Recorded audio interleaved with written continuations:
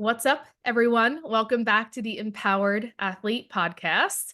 It's your host, Natty Boss, and today I have with you my dear friend, Lara, and we're going to be talking all about intuitive eating. And I'm really excited to dive into this conversation. This is what she primarily focuses on in her world. And I think it's a beautiful conversation to bring to athletes because so many athletes really deeply desire to enter that space of intuitive eating, but there's just so much fear and confusion because we're so often taught just about tracking our food. And I'm a big believer in tracking in certain circumstances, but I do believe that the ultimate goal should always be intuitive eating. And so I am so excited to have her on here. I'm going to give you a little bio 411 about her. And of course, at the end, as always, how to connect with her and her social links and things like that, if you desire to kind of dive deeper into working with Lara or at least connecting. So Lara Days is a certified intuitive eating counselor, yoga instructor, and board certified health and wellness coach who's on a mission to dismantle the diet industry and empower people to live their happiest, healthiest, most confident lives. She focuses on helping people improve their mindset, unlearn their past conditioning, and trust their bodies so they can find food freedom, ditch diet culture, and step into their power. And of course, this is much in line with what we do on this show. So I'm so happy to have you here. Welcome. Thank you for having me. I'm so excited to be here. Yeah, and a little bit about before we dive in, just we connected through a business mastermind a few years ago at this point. Crazy. I feel like that flew Yeah, by. 2021. Yeah, 2021. So Crazy. So I think things have shifted for you since then of Mhm. what you've kind of been really honing in on and what you feel passionate about. And right now in this stage of your life, this is really what you've dialed in on. And I think a large part of that's probably related to your journey. So we'll definitely dive into that as well. And why don't we kick it off with just a little bit about your story and background for listeners to get to know you a little bit and kind of what led you to do what you do today. Yeah, so I had kind of a weird, like stair-steppy way of getting to this work. So I'll give the short, abridged version. My background is actually in music. I grew up playing sports and being a musician. So I remember running from like tennis practice to musical rehearsal to orchestra to softball. So I was kind of doing all of it and ended up playing college softball for a couple years. It was D3, so like not super serious, but I'd always been active. I'd always been musical. And what I realized after college, when I was kind of on my own, so to speak, in graduate school, I didn't really know how to work out. I didn't really know anything about food. And I started thinking about how fucked up that is. Like, how was I a college athlete and I like didn't really know how to exercise outside of working out with a team? I didn't really know anything about fueling my body for sports or otherwise. And so I started kind of using my body as an experiment. I tried different ways of eating, different ways of moving, got into yoga and running when I was really poor in grad school because those are things you can do for free. And I started documenting on social. This was like way back when I don't even know if you could really write Instagram captions, but I was sharing on Facebook, I was sharing on Instagram. And in like 2018, 2019, people started asking me for help. And I was like, I don't even know what I'm doing with myself, let alone with someone else. So, like, no, I can't help you. But people kept asking. And so that's when I decided to do my precision nutrition certification course. So I did that in 2019, started coaching people. I called myself a quote unquote nutrition coach and learned pretty quickly that food issues don't really have anything to do with food. Body issues don't really have anything to do with your body. And so it was a pretty quick transition from giving people macros and tracking metrics to, okay, let's look a little bit deeper here. Like, what is actually going on? What beliefs do you hold that are holding you back? What do we need to unlearn about bodies and about food in order to find that true freedom and holistic health, which I know is something you talk about all the time in your work. You teach all of your clients and your community about deep health, and like, it's not just about food, it's not just about movement. We're only one person living in one body. And so that is where I transitioned and It was also really funny. People started asking me if I coached intuitive eating, and I was like, no, I don't know what that is. And people were like, okay, you should probably read the book because I'm pretty sure you're teaching intuitive eating. And so I read the book. I think it was February of 2022. And I really was like unintentionally teaching intuitive eating without knowing that I was doing it. And so I went through the training with the founders of intuitive eating and became a certified counselor so that I could actually say, yes, I know what I'm doing. I know what I'm talking about. I understand the nuance and the science and the research. And so I kind of never looked back once I did that. I just saw the freedom that it was bringing people, and I really stand behind the principles. I love that. Yeah. So I think it's really interesting, and I love that you shared that just being somebody who's in not even fitness industry, like sports industry, and just growing up kind of aware in that world, but then also unaware at the very same time about things that really are important to know about that we're just not taught. And I'm curious to hear a little bit about kind of your journey with food and body, Mhm. as I'm sure, and this is really just because of my own experience of the deeper I went within myself and like healed on deeper levels and shifted, like of course my work shifted, but it started with myself first. So for instance, I was very big in macros, like as the only way and just like only doing that, and then as I learned more and embodied and integrated more, then I was like, okay, this is the way. And so like constantly like opening up to like that growing and that evolution and then Mhm. teaching like that new state and then just feeling into like this is what feels the most true and what feels like it leads to the deepest transformation. So I'm curious, what was your journey with food and body? Yeah. So I want to share because I think it's important that I was really lucky to grow up in a household where my parents were not dieting. They were not ashamed of their bodies. Prayer. Um, like we saw our parents naked, which like I tell people that and they think it's so weird. And I'm like, it's really not, because I was not taught that bodies were like weird or sexual or wrong. I was taught that we all have bodies and that they look different ways. And so I was very, very lucky in that sense. Now, I will say I was a very, very small child. And so I was kind of dealing with like people, asking me, do you eat? And like the pediatrician, like, are your parents feeding you? And I was like the last person to get boobs and the last person to get my period. Like I was just a very small, stickly child. And so my body issues were more so from the place of like, I don't want people to keep telling me that I look skinny. I don't want them to keep telling me, like asking me if I eat. Like, I want to get bigger. And that wasn't really a negative thing until I started getting more into the competitive weightlifting and CrossFit space. Mm, And I say that because that is where I started tracking macros and I started getting more serious about my training. And I took it to the place of, and this is at no fault of CrossFit or weightlifting.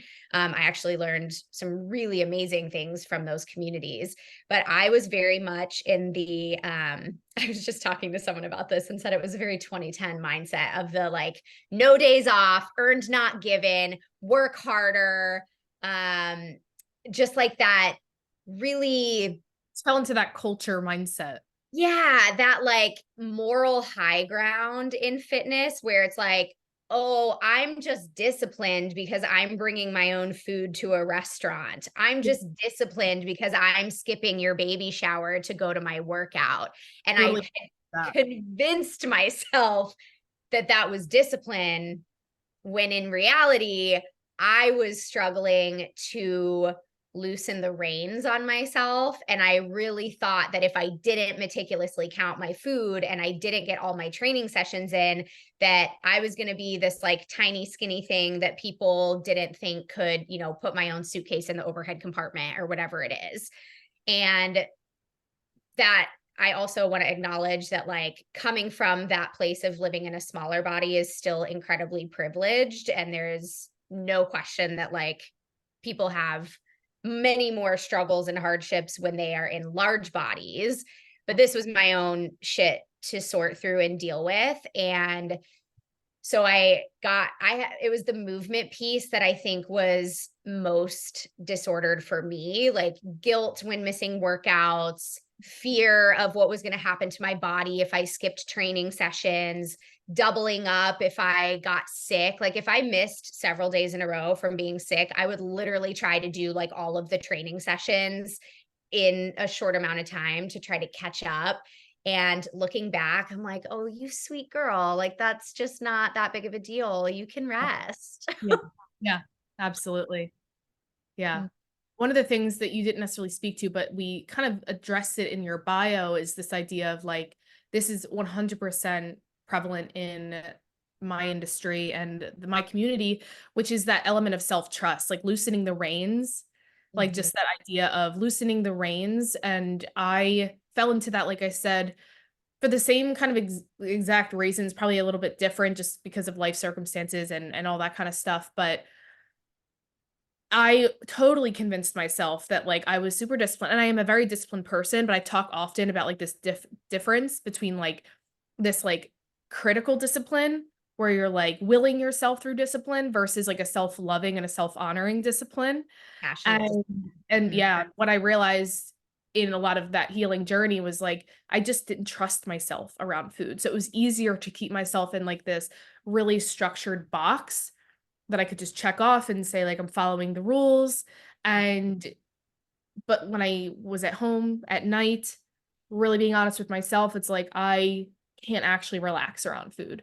Like Mhm. I'm afraid to put myself in social circumstances because I don't want to put myself in the temptation because ultimately it came down to, like you said, those deeper issues of I just didn't trust myself around Mhm. food. And I was utilizing those different things that were taught and that are brought into the industry as a way to basically, like you said, justify those behaviors and Mhm. not necessarily address the real issue. Yeah. And you just keep putting these band-aids on something that's like not healing. It's like, no, you got to actually look at what's really going on here. And that is the part that's hard. And that's the other thing is like, it's so funny to think that like you've got all this grit and resilience because you're counting macros and going to the gym and whatever. It's like, that's not the hard work. We can all follow a plan. Yeah. The hard work is figuring out why you think you need the plan. Yeah. Beautiful. So because you made that shift, like you were in the macros, you got caught up in that culture at no fault of your own, just the way that we are easily influenced as humans and just in those cultures that just make it hard sometimes to find our own voice and just listen to ourselves. But what was the biggest influencing factor for you to overcome kind of this obsession that you once had, maybe with food and body image, to land in the place that you are now? Yeah. So I think I had gotten to a place where I honestly wasn't tracking macros for any reason other than I had been doing it for so long. So it had just become a habit and a routine. And so, and we still meal prep just because it makes our lives easier. On Sundays, we cook all of our food for the week. And it was just a part of the process to like put the Tupperware on the food scale and measure the things and whatever. And it was actually an accident that I stopped doing this. During COVID, my husband turned 40. We had this big like 40th birthday party for him at a Airbnb with like an outdoor space. And my mom and stepdad had come into town and they ordered a bunch of food for us. And so we had all of this leftover like gelato and Thai food and just stuff that's like hard to measure. Yeah. And so I remember thinking like, oh, I'm really not going to try to type all of this into my fitness pal this week. That's going to be a pain in my ass. I'm just going to take the week off and like we're going to eat these leftovers and then I'll start tracking again once the food's gone. Well, that week I was like, I don't think I realized how much time I was spending typing Mm, all of this in and weighing everything. And like, this feels really nice to not think about it. Maybe I'll take another week off and just see how yeah. it feels. And there were some thoughts coming up around like, oh my God, what's going to happen to your body? And at that point, I was far enough along in my personal development journey and healing journey that I was like, I actually can't be attached to something that inevitably changes. that is Mhm. dangerous because then you are setting yourself up for failure and disappointment constantly. And I was like, and I still had in my mind, like, well, I know how to change my body if I don't like what happens. And I think that thought was part of why I kept going. But it truly just turned into like another week and then another week. And then I was like, you know what? This feels better. This Yeah. feels free. I'm able to like go out to dinner and go to parties and whatever without worrying about, taking pictures of things or recording it so that I can type it into my app later. And I was like, you can be healthy without tracking macros. Huh? Who would have thought? Oh my gosh, And right? I I just just got like a never visceral looked back. sensation. Yes, I just got like a contraction when you were explaining that because I just like had these like flashback memories. I'm like, I was insane. Like, of course, I have compassion for that version of me. Like you said, sweet little girl, like so vulnerable, so innocent. But like bringing my scale to restaurants, I was just like, ugh, just like got this thing of like, gosh, this so glad we are past those miserable, miserable days. Yes. Yeah, but it was just a really natural transition out of it. And I was already coaching people around that time too. And I was thinking, like, man, like this is probably what my clients feel like when I ask them to track everything. And that's not sustainable. That's not fun. That's not living. So Yeah. I don't think I'm going to do that anymore. And for the most part, I really haven't. And you alluded to something earlier around like there are times when tracking is more appropriate. And I do believe that. I think it really just comes down to our intent. And why are we tracking? I think, I have some clients right now trying to lower their LDLs. And one of the things that's important is increasing fiber. And so if the only way to know how much fiber you're eating is to track it, that's a great reason to do that. If you're Yes. under eating and you're not performing well and you have a history of dieting and so maybe your hunger cues are off or you have some sort of neurodiversity that's causing your body to like not give you the cues that it needs, that can be a really beneficial tool. And so it's not, I think another thing that's important in this conversation is like nothing is black and white.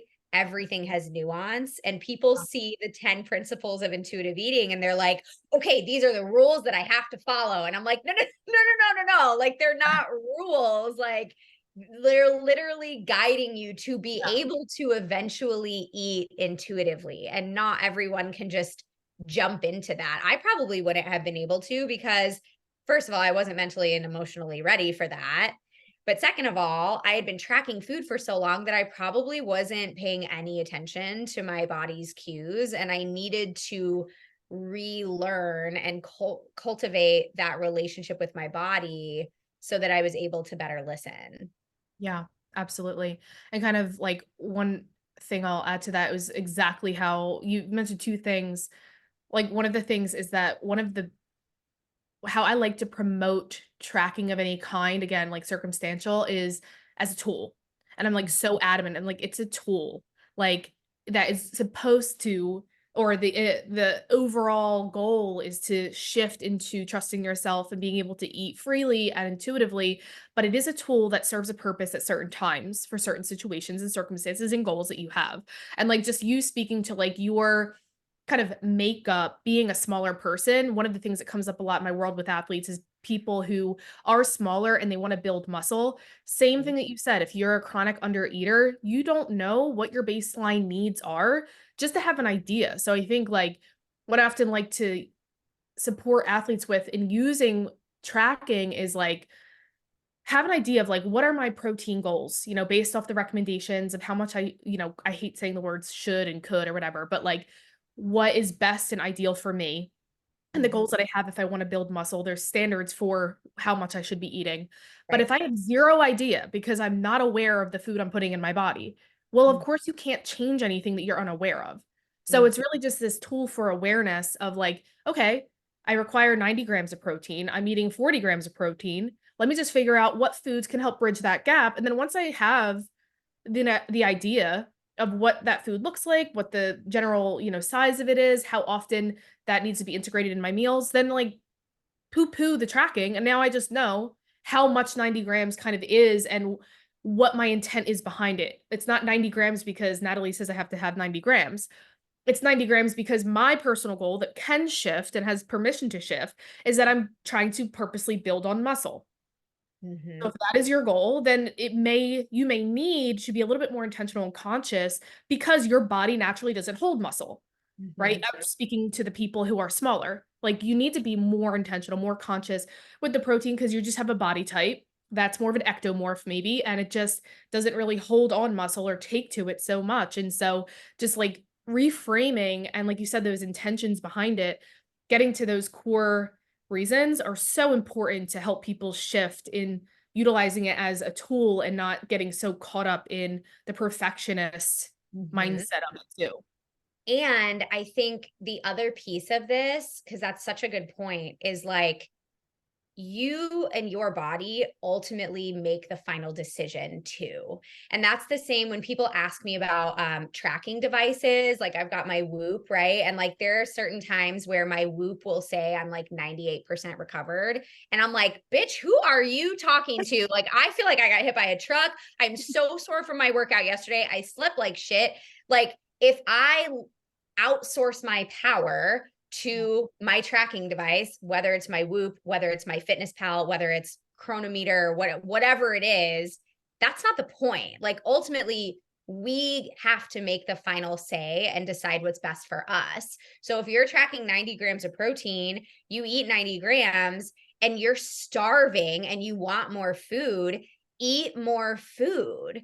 And if you hit 80 grams and you're like, I'm going to pop if I eat anything else, like, please don't eat anything else. And I think it comes back to the black and white thinking and the rule following of like, well, but this says that I'm 98% recovered. So I have to peak today. Like I have to do a hard workout. Or, well, it said, Natty said I'm supposed to eat 90 grams of protein. So I have to eat more food. It's like, no, that's not what the point of this.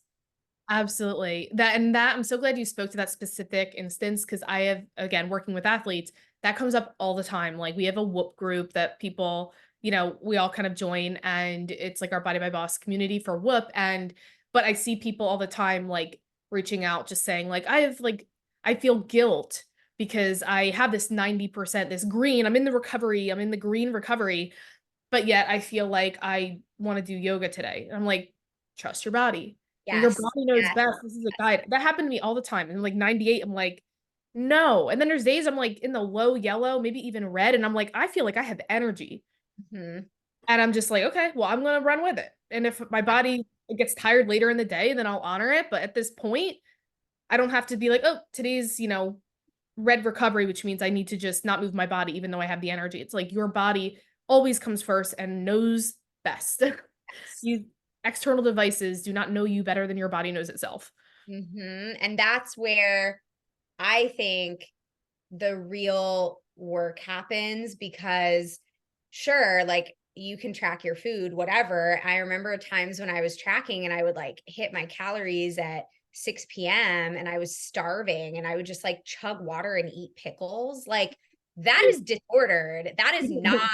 And again, I like thought it was disciplined. It's like, no, and that breaks trust with our body. And the whole point of intuitive eating, and just to kind of like give people a little bit more information about what that actually is, because I think a lot of people don't know fully what intuitive eating is. It Bridges is right next into our question. So let's go right so into perfect. what exactly is it? I love it. So a lot of people think intuitive eating means just eating when you're hungry, stopping when you're full, or they think it means eating whatever you want, whenever you want, with no regard to nutrition. That is not the full picture. So intuitive eating is a set of 10 principles that help you learn to trust your body. So another thing I hear is like, well, I can't be an intuitive eater because I don't hear my hunger cues, or I can't be an intuitive eater because I have trauma. And it's like the principles are literally there to teach you, right? Like yes, one of them is to honor your hunger. One of them is to feel your fullness, but one of them is to respect your body. One of them is to feel your emotions without judgment and to cope with your emotions without food. Like, it's a very holistic approach to living. One of them is about movement, essentially like moving your body because you enjoy moving your body, it feels good, it's health promoting, and not because you're trying to burn the most calories or compensate for something you ate. Like, it's a very holistic approach to overall health. And that is ultimately the goal, right? As you were saying, like, some people get there through tracking. Depending on your background, that's great. Obviously, I think if we have a history of eating disorders, disordered eating, body dysmorphia, like, that's probably not the best approach to start with. Um, if you have really serious trauma that like you literally don't feel safe feeling your physical feelings, that should be processed probably with a therapist before you start to embark on an intuitive eating journey. There's no right or wrong. They're not rules to follow. They are principles to help guide you to learn how to trust yourself and your body. I love that so much. I love that. And I think that this is a question I probably comes up in your community because you made a post on it. I'm going to link the real post in the show notes for people who just kind of want to save it and as a reminder. But what, in your words, is the difference between mindful eating and Mm. intuitive eating?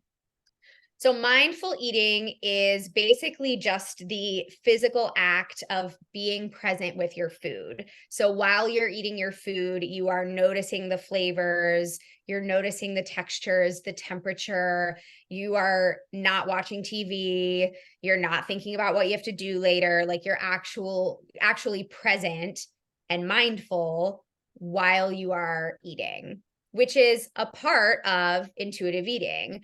I would say like honor your hunger, feel your fullness, right? Because if we're distracted while we're eating and we're eating really quickly, we're not going to be able to feel those physical cues. Exactly. Mindful eating is specifically that, Yeah. whereas intuitive eating is this set of principles and a process to fully help you trust your body. So it's kind of like how this is a stupid example, but like Kleenex are tissues, but not all tissues are Kleenex, Yes. right? Like mindful eating is a part of intuitive eating, but intuitive eating is not, or the other way around. Intuitive eating includes mindful eating, but Yeah. mindful eating doesn't necessarily include intuitive eating. Yes. It's kind of like that. That's a good analogy. All right, we'll take it. We'll go with it. I know that one of the biggest things that comes up when it comes to intuitive eating is knowing when it's working, quote unquote, for those not watching the video. But again, videos are now live on the YouTube channel, so you can see this. You can't see the But actual air quotes. yes. But yeah, so some tips for you for people to kind of just start to understand, like, how do I know that it's working? Yeah, I think it really just comes down to how you're feeling in your body, how you're feeling about food, how you're feeling health wise. Because another thing that's really important to know is that intuitive eating is not a weight loss tool. Point blank, period. If you are embarking on a weight loss journey, intuitive eating is not for you, because ultimately, intuitive eating is meant to help our bodies find whatever the right shape and size and the healthiest shape and size for our unique body is, which is a part of the respect your body principle, right? Like, we, of course, can influence parts of our appearance, but our bone structure is our bone structure. Our genetics are our genetics. You would not probably say, well, I'm a size 9 shoe, but I'm not going to go shoe shopping till I'm a 6.5. Yeah. That Yeah. sounds ridiculous. But people do that to their bodies all the time. Like, I want to be a size 2. You're 5'10". Like, you're probably Yeah. not going to be a size 2, you know? And so the point of intuitive eating is to honor our holistic health, not to be a smaller size. And Yeah. that said, as people embark on the intuitive eating process, some people lose weight, some people maintain weight, some people gain weight, because we're all coming from different eating habits, different backgrounds. And so if you've had, for example, a super restrictive eating disorder, you're likely going to gain weight as you embark on your intuitive eating journey. Yes. Whereas if you have really been using food as a coping mechanism and you learn to sit with your emotions and you stop binge eating and overeating and emotionally eating, you might lose weight because you're being more mindful and you're being more present with the eating experience. And you're actually then able to honor your hunger and fullness cues. But to go back to your specific question about how do we know if it's working, are you noticing that you're not feeling guilty for eating your favorite foods? Are you sleeping better? Are you noticing that you're not comparing yourself to other people as much? Is your lab work improving? I've had people gain weight and improve their lab work simultaneously through intuitive eating because, again, we trying to make our body a shape that it isn't naturally isn't healthy. Yeah. Um, so in terms of it working, like I think it really comes down to energy levels, how you're feeling, that lack of guilt and shame around the choices that you're making for your own body. Um, and a lot of peace and freedom. That's what I hear most from my clients is they'll say, I literally did not know how much time I was spending thinking about food in my body. Like Yeah. I've read books, I've gotten a promotion at work because I'm more present.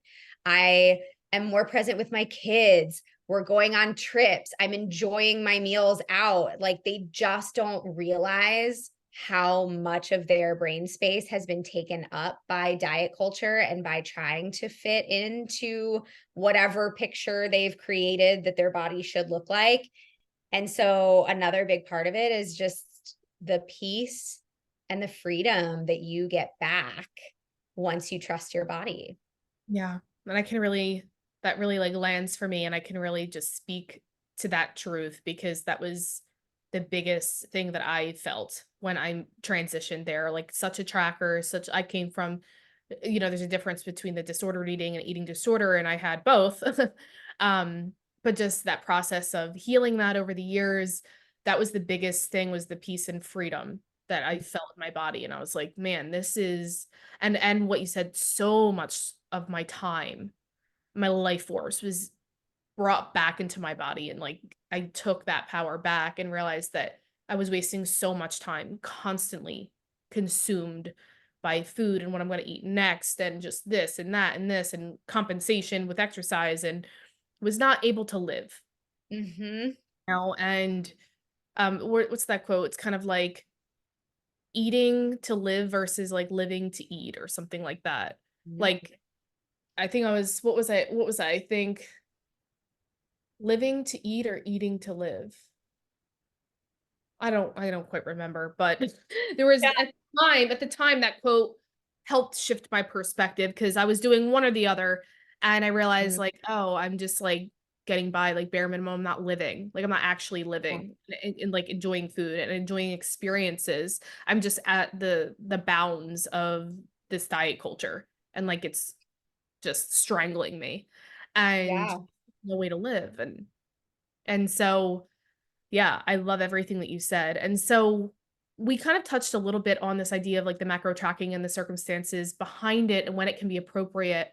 But I want to expand a little bit on your perspective and stance on like certain food rules. I don't know if rules is the right word, but food rules. And if you think that food rules can be helpful when transitioning to intuitive eating. So maybe this is what you're speaking to when you're talking about more like guiding principles versus rules. So if there's a differentiation there that you want to make, um, but just do you think that they can serve like we kind of talked about, like I said, tracking could potentially be a tool to help you gain some awareness around your hunger cues, things like that. But any other like food rules maybe that and your stance on them in general. Yeah. So I think generally food rules are a negative thing when we're trying to find peace and freedom. And I just want to say again, like individual differences, 100%. Like if you're listening to this and you're like, I need them, like you probably know better about your body and your situation than I do. Generally speaking, the very first intuitive eating principle is to reject the diet mentality. And part of that is following food rules. So I do think that shifting our mindset around rules is also important. So for example, I've had people Yes. try to come at me. I can't eat dairy. I have a dairy allergy. And so people will be like, well, that's a food rule if you avoid dairy. And I'm like, no, that's actually body respect. Like, I'm not going to eat something that makes me sick because I respect my body. So, like, that's the difference when we talk about the intent behind restriction in quotes and respecting your body and avoiding something that literally makes you ill. That's not restriction, Yeah. right? Now, if I were avoiding dairy as an excuse to not eat dessert, for example, because a lot of desserts have dairy in them, and I'm afraid to eat dessert because I won't trust myself or I'm afraid of what my body's going to look like, it's the behavior is the same. We're not eating dairy. The Yeah. intent behind it is very different. Yeah. So there is, I have my little, for the YouTubers, I have my little pendulum here, right? So like, this is how I think about our journey to food freedom. If we're way over here and we're restricting everything, then when we release that, we might go over here where we're eating everything in sight. And maybe you don't touch a vegetable for 3 weeks because you are eating donuts and pizza and cake and all these things that were off limits. That Yeah. feels really fucking scary. And ultimately, your body's going to tell you, hey, dude, Yeah. need something green in and around my mouth, like right now. So, like, that pendulum does swing. And I think if we still have food rules, that impedes our journey through the fear of what's going to happen. Now, I Yeah. will also say, like, depending on our own circumstance, if we have a lot of trauma and we have literally been using um, I'll just use a common trigger food, ice cream. If we've only been using ice cream as a coping mechanism for 20, 30, 40 years, you might literally have to not buy ice cream for a period of time Yeah. so that you don't automatically brainlessly go start using it as a coping mechanism, so that you can train yourself to sit with those emotions that are uncomfortable for you, with the goal of eventually having ice cream in your house again, right? So I've talked to other fitness professionals who are like, oh no, I don't have ice cream in my house because I can't trust myself with it. So we just don't buy it. To Yeah. me, that is avoiding. Like, you are Yeah. not doing the work that you need to do to heal your relationship with food. You're just using this as a band-aid. Yeah. So I think, to your point, like, if you see that as a food rule, like, I'm not going to have ice cream in my house for a couple of weeks so that I can really focus on sitting with and feeling my emotions, then sure, you can use that. I see that more as like a transitional period and part of the healing process. Yeah, I love that you shared that. There's a couple things that come through that I'd like to share. Yeah. The languaging that I like to use that is in line with what you're saying. You kind of said restriction versus like honoring my body. A languaging that I like to use is like restriction versus refraining. Like for me, refraining is an intentional act that is conscious, that's out of sovereignty. And it speaks to the exact example that you gave of like you're consciously refraining from having ice cream for a couple weeks while you're making this new adjustment with the intention of bringing it back in. But that refraining is a self-loving choice. It's not Mhm. restriction from fear, but it's because you're working towards something greater and you just need a little bit of support by placing something that is highly tempting and addictive, literally, out of sight so that you don't fall victim to like that willpower while you're in that transition of learning to trust yourself. So that like refraining versus that restriction is a big distinction because of the place in which it's coming from. And one of the other things that you kind of pointed to that what came up for me when you said it was this idea of releasing an identity and so like non-attachment around these food rules. So Mhm. for instance, I want to give a personal example that I don't know that I shared on the podcast. I did want to make an episode around it, but essentially everybody knows me to be plant-based. And for a long time I really committed to the vegan label and I kind of shifted away from that and kind of go back and forth between plant-based and vegan only because whenever I say the word vegan, immediately all of these preconceived notions and judgments come with it. And so I kind of shifted away to kind of give myself that space from what people assume about vegan. But the reality is that because essentially, quote unquote, that's a food rule potentially. But the intention, going back to the conversation we're having of what's the intention, mine has always been for ethical reasons. And Mhm. that's what it started off with. And then I noticed how I felt and the energy I had. And I realized, well, that's my continuing why for why I continue in this way. However, during both of my pregnancies, I had a craving for canned salmon. So specific. Never had salmon. I don't think like ever in my life. We didn't grow up with salmon. Like we weren't big fish people. Mhm. Um, but it was actually both times I knew I was pregnant. Like my second time, like currently, I just saw canned salmon in our pantry and I was like, that sounds good. And I was like, let me get a pregnancy test. My gosh, that's I was like, wild. because that has never happened to me before, except my last pregnancy. And I ate it. I literally ate it and it lasted. And that's the thing. It's like when we honor what our body needs, the cravings that we experience that we're trying to just will ourselves to not have go away. If I would have still continued to want salmon, the pregnancy, I would have done it. But I literally had the canned salmon. I think it ended up being 3 servings by the time I was done with the can. Mhm. And then I was over it. My body felt fine, didn't crave it again. But if I was so married and really highly identified with that label of vegan, Mhm. I would either have two options. Choose to ignore what my body wants and what it needs, what it's telling me, to honor the label and stay attached to that label, or release the label, release the identity and all the feelings around it, like the shame, what will people think, the imposter syndrome, this, that, the other, release all that for the sake of honoring my body. And that Yep, was a no-brainer choice for me.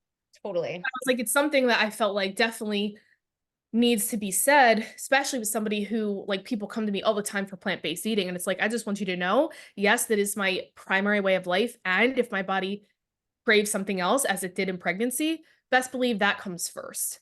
Totally. And I love that you said that because I think this also lends itself to a really great um, conversation about biodiversity and how literally every body is different and we cannot look at what other people are eating in order to inform our own eating and eating intuitively. Again, that means it's going to look different for everyone. I tried to go vegan. Well, I did go vegan for 2 years for moral and ethical reasons, and my body was absolutely wrecked. Like it just didn't work for me. I wanted it to, and I ignored my body's cues for probably the entire second year of being vegan because I was like, no, the animals. And meanwhile, Yeah. like, I was pre-diabetic and my hormones were not balanced and I was going hypothyroid and like all of these bad things were happening to my body. And I was like, no, I have to do it because it's healthier and it's Yeah. better for the environment. And it's like, no, like I wish that I could be plant-based. Now I'm just more cognizant about where we're sourcing our meat, and I don't eat dairy, obviously, because I can't. But like just because it's healthier for you doesn't mean it's healthier for me. And just because meat is healthier for me does not mean it's healthier for you. And we can both eat intuitively Yeah. because we're honoring our bodies, we're respecting our bodies, we're eating the things that our body is asking us to eat. We're both doing it right, like even though it Exactly. looks very, very different. And I Yeah. think this is part of what makes understanding intuitive eating, like truly understanding it so hard, is because there is so much nuance Yeah, that is people want rules that are just black and white. Let me follow it and it's Yep, just gonna work. And it's like it doesn't work like that. that's Nothing in life works like that. no, that's certainly not how health works. Yeah. Yeah, it was interesting because there was a girl, a lot of people, like some clients kind of come to me because they know I'm a plant-based athlete and they want to kind of embark on that lifestyle transition, try it. And there was one particular client a while back who tried it out and like she was having those symptoms. Like she was telling me her like just metrics that we were tracking, intangible metrics, just energy and this and that. And I was like, it sounds like we need to look at your diet. And she's like, well, I'm going plant-based. I cut out the dairy, I cut out this, you made some other substitutions, things like that. And I was like, I think you might want to consider putting meat back in, just Mhm. see how it feels.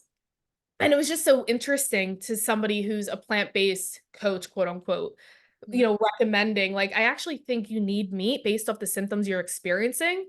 Your body may tend well to it. And then she put it back in and she's like, I actually feel so much better. I'm like, okay, so this is the way that works for you. She's like, I can't believe like you're recommending the meat. I'm like, I'm not like meat is evil type person. No. Yeah, it doesn't work for me. I've been able to have success off of it. However, what matters to me most is how you feel Yep. in your body. And if you are feeling anything less than stellar and pristine, then there is something going on that we Yep. need to.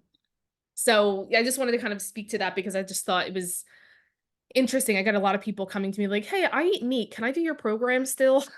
I'm like, yes, I do not have this judgment towards meat eaters. Well, and again, like I think we're so conditioned because so many people are dogmatic about health and nutrition and working out, right? They're like, it's this way or no way. And I'm like, no, because we all live in different bodies. Like that's just Yeah. not how it works. And I think that's a testament to your integrity and your care for your clients is that you're not here to push your own beliefs on other people. Precision nutrition calls this being nutritionally agnostic, right? Where like we know that there are all of these ways of thinking, all of these ways of eating, all of these ways of being and moving. And like it is our job to help our clients find what that is for them, not what it is for us. Yeah. So with that said, are there any tips of how somebody who lives an active lifestyle, such as the athletes listening to this podcast, can fit intuitive eating into their life? We obviously talked about a lot of ways and really the core of it, which is learning how to trust yourself. But just I think the biggest fear is just timing around workouts and just having the energy for extra workouts, especially with our athletes that do like a lot of endurance training and they're not the typical, just 30 minutes on the treadmill, active, moderately active Right. human beings. It's like these are active, Athletes. competitive athletes. Yeah. Yeah, absolutely. So I think if the tracking is triggering, which for a lot of people it is, before I even answer the question, I do want to share because I think this is, first of all, just really dope. And second of all, a testament to intuitive eating working for athletes. Evelyn Triboli, one of the founders of intuitive eating, was actually an elite track athlete. She went to the Olympic trials for track. So she can truly speak to intuitive eating as an athlete. She now is like in her 60s and she moved to Hawaii so that she can surf every day. So she's like a surfer now. But that said, I think some things that I might recommend if you're feeling like you're not fueling well, you're not sleeping well, you don't have energy for your workouts, is look at what you're eating and like pick one thing to add for 3-4 days and see how it feels. So for example, if your current breakfast is 3 sausages and 2 pieces of toast with butter, what happens if you add a banana to that? Add the banana, eat that in addition to what you normally eat for 3-4 days, see how you feel. If you're like, I think I still need more, what happens if you have 4 sausages instead of 3?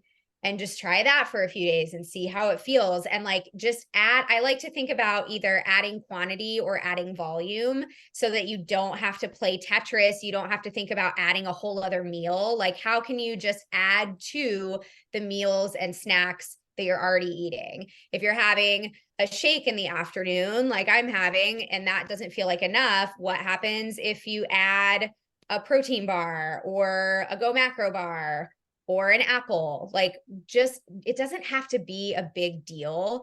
And if you've been chronically under eating, like so many athletes do, that's also a great way to help your body adapt to eating more food without trying to like add 1,000 calories a day right away. Like good luck. Their like gut and GI Yep, tract as well. Cause it's like we're so you're gonna used be to so skipping. bloated. Yeah. Yeah. Yeah. Totally. So that's usually Yeah. what I recommend. Like it doesn't have to be a big deal. Just see how you feel. And I will say too, because this is especially important for athletes, endurance athletes, especially a lot of times our hunger cues get suppressed by high intensity training. I remember when I was training for a half marathon a couple years ago, I was not hungry. And so it felt like I was force feeding myself, but we have to look at all of our biofeedback, not just is my stomach grumbling, right? Are you waking up hungry in the middle of the night? is your period going away if you menstruate?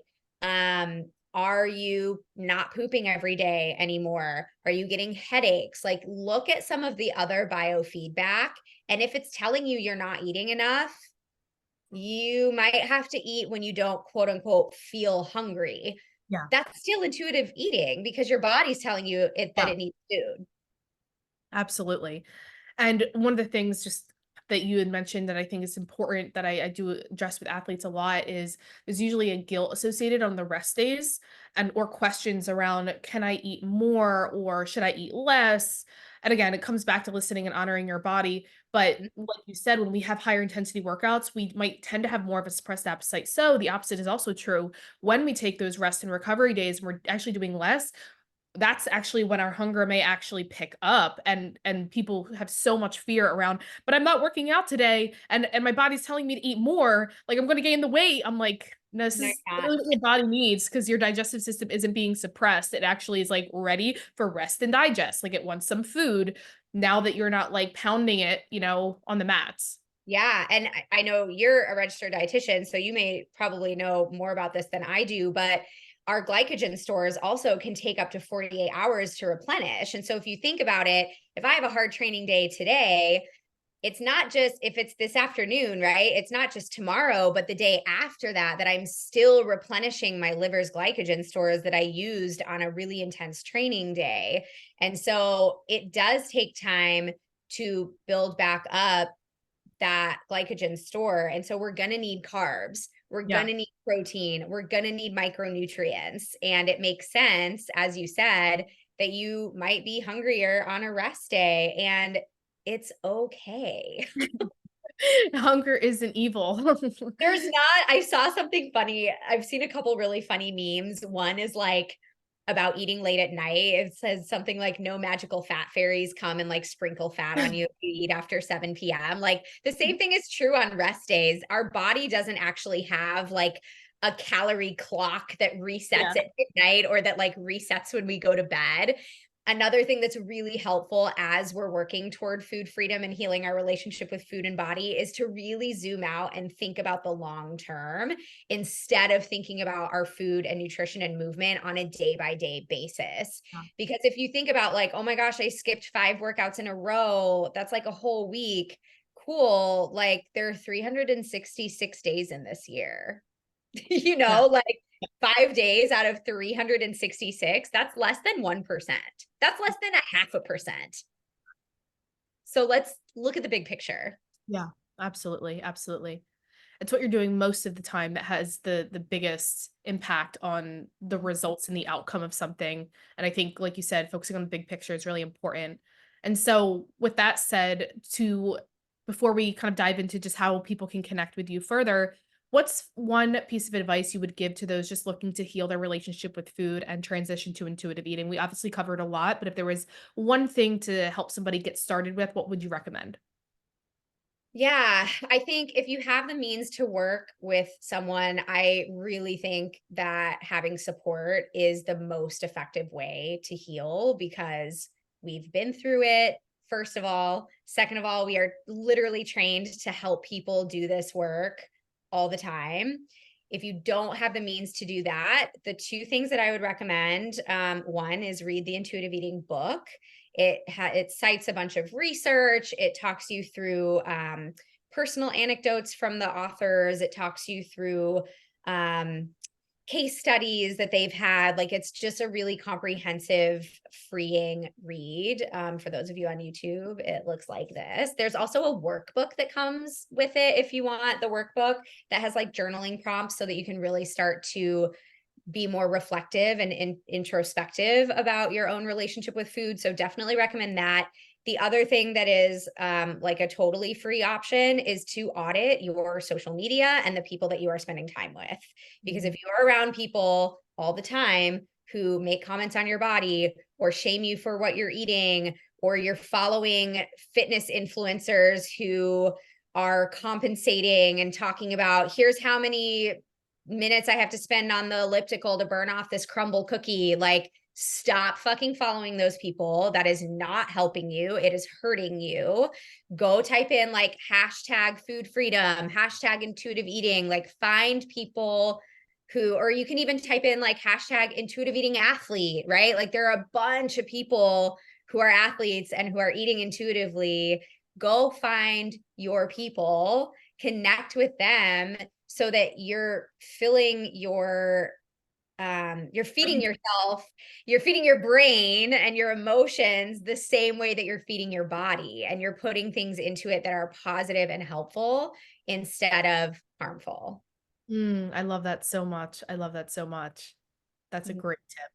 Those are all great. And I'll definitely put the link to the book in the show notes. I'll do a little Amazon link for you guys. And then finally, just, how can people connect with you and what kind of offerings are you currently having in 2024 for those who may be interested in going down this path? Yeah, absolutely. So I do have an intuitive eating group program coming up where we work through the book together as a group. So you can hear from other people, you can have support from other people. We'll get live coaching on the calls. That's a 20-week program called Nourished and Whole. And then I have my Nourished and Whole Collective, which is a membership community that is open enrollment. People can join at any time. It's just a community of badass people who are healing their relationship with food, ditching diet culture.